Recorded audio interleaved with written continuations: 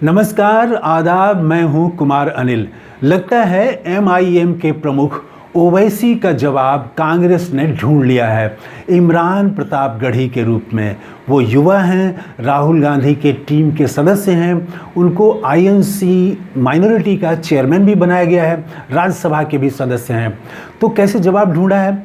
तो आप देखें, जम्मू कश्मीर में और हरियाणा में जो सभाओं में भीड़ उमड़ रही है वो गजब है। और एक नारा तो अद्भुत लग रहा है, वो शायद किसी मुस्लिम नेता के लिए, मैंने तो नहीं सुना है, पहले लगा हो तो पता नहीं। वो है कि इमरान तेरे जानिसार बेशुमार बेशुमार। जानिसार का मतलब होता है कि समय आने पर अपनी जान देने को तैयार रहने वाला समर्थक। तो ऐसा कि इमरान तेरे जानिसार बेशुमार बेशुमार, ये नारा कश्मीर में लग रहा है उनके लिए।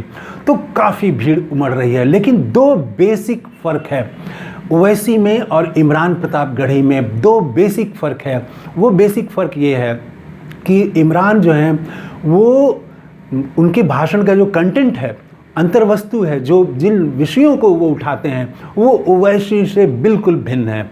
और दूसरा कि जो विचारधारा का फ़र्क है तो उसमें बहुत बुनियादी फ़र्क है ओवैसी में और इमरान प्रतापगढ़ी के भाषण में। तो क्या फ़र्क है, मैं इसकी भी बात करूंगा, और भीड़ कैसे उमड़ रही है उसकी भी चर्चा करूंगा इस वीडियो में। पहले भीड़ वाली बात कर लेते हैं। जम्मू कश्मीर में, कश्मीर की घाटियों में वो गए, पहाड़ी इलाकों से वो जा रहे हैं और उनको देखने के लिए भीड़ उमड़ रही है। दोनों तरफ सड़क के किनारे, जैसे राहुल गांधी की यात्रा में, भारत जोड़ो यात्रा में लोग खड़े रहते थे, उस तरह से आपको मिल जाएंगे। लोग खड़े हैं और उनको देखने के लिए और नारे लगा रहे हैं। वही नारा कि इमरान तेरे जानिसार बेशुमार बेशुमार, ये नारा लग रहा है। आ गया राहुल गांधी आ गया। तो इस तरह से, और जब वो जब भाषण दे, और उनके भाषण में जो भीड़ हुई है वो अद्भुत है। राहुल गांधी की सभा से भी ज़्यादा भीड़ हुई है, क्योंकि उसकी वजह है कि राहुल गांधी की सभा में वो सिक्योरिटी का भी बहुत सारा मसला था, रहा होगा ज़रूर। लेकिन इमरान प्रतापगढ़ी की सभा में तो अद्भुत भीड़ आ रही है, और भीड़ जो है वो रिस्पांस कर रही है, खूब तालियां बज रही हैं। कैसे बज रही हैं, किन बातों पर बज रही हैं, वो भी हम आगे बात करेंगे। उसके बाद वो हरियाणा आते हैं। हरियाणा में वो 2 दिनों से हैं और वो मुस्लिम इलाकों में ही नहीं जा रहे हैं, वो मुस्लिम इलाकों में तो कम गए हैं। ज़्यादातर वो आम इलाकों में, जहाँ पर हिंदू आबादी ज़्यादा है, उन इलाकों में जा रहे हैं, और वैसी ही भीड़ आ रही है जैसे कोई मुस्लिम इलाके में उनको सुनने के लिए भीड़ आती है।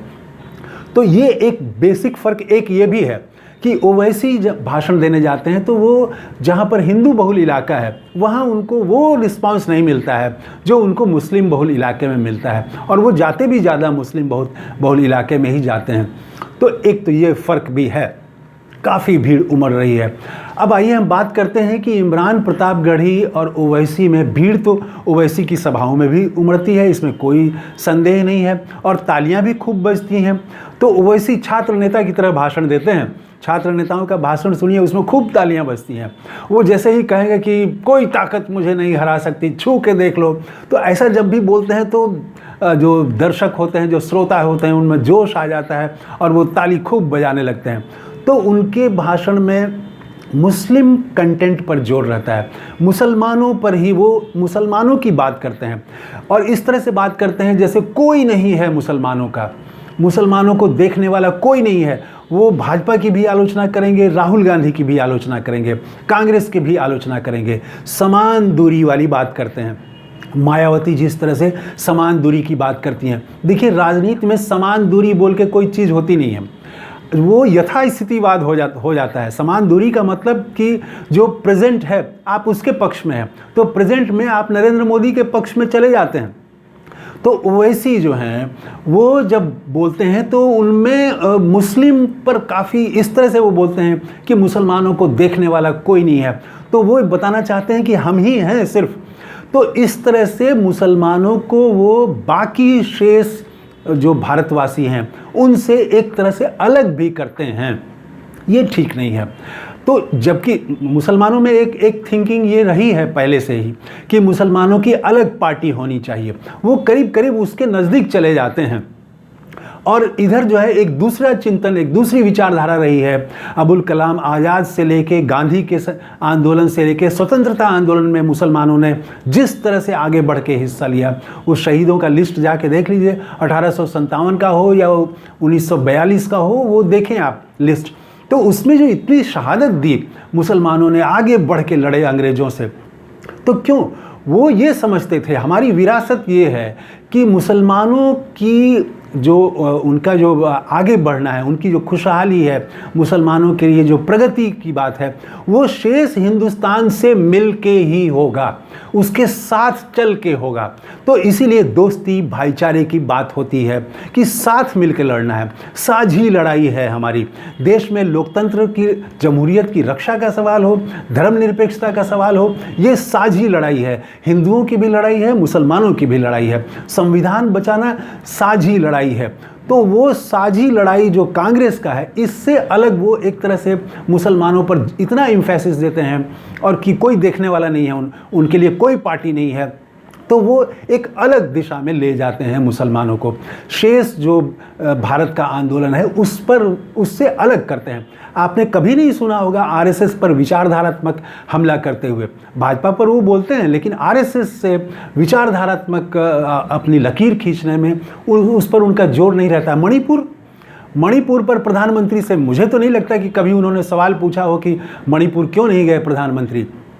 तो एक ये बेसिक फ़र्क है। इधर इमरान प्रतापगढ़ी के भाषण में सिर्फ मुसलमान नहीं हैं, उनके भाषण में किसान भी है, जवान भी है और नौजवान भी है, बेरोज़गारी भी है, महंगाई भी है, महाराष्ट्र भी है, जम्मू कश्मीर भी है, मणिपुर भी है। तो वो जो भारत, विविधता में एकता वाले भारत जो है, उस भारत की बात इमरान प्रतापगढ़ी के वक्तव्य में, भाषण में रहता है। तो ये एक विचारधारात्मक फ़र्क है। और कहने का अंदाज़ तो ये तो इनका भी है, इमरान प्रतापगढ़ी का। तो ये तो आलमी मुशायरे में भी जाते रहे हैं, हम खुद कवि हैं, तो वो कविता से ये बांध देते हैं समा।